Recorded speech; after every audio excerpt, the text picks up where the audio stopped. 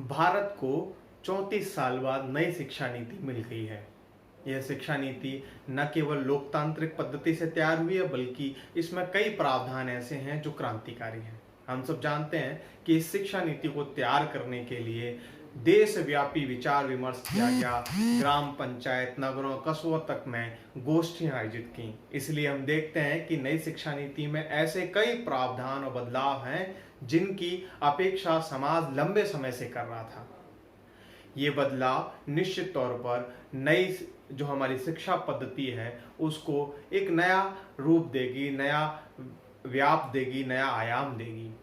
इस शिक्षा नीति की एक और अच्छी बात है कि प्रारंभिक शिक्षा अब मातृभाषा में हो, इस बात के लिए जोर दिया गया है। निश्चित ही अंग्रेजी के प्रभुत्व से बचने के लिए, उसके प्रभुत्व को खत्म करने के लिए यह आवश्यक कदम है, लेकिन यह और प्रभावी तभी होगा जब इस शिक्षा नीति को, इस उद्देश्य को, इस निर्णय को निजी स्कूलों पर भी पूरी तरह लागू किया जाए।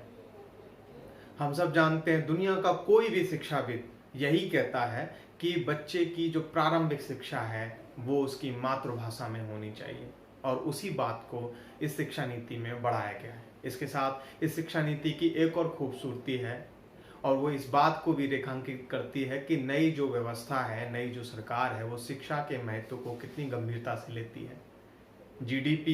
भारत की जीडीपी के 6% को अब शिक्षा के लिए खर्च किया जाएगा।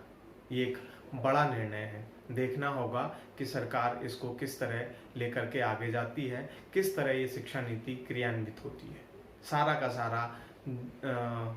का सारा जो दारोमदार है वो अब इसके क्रियान्वयन पर निर्भर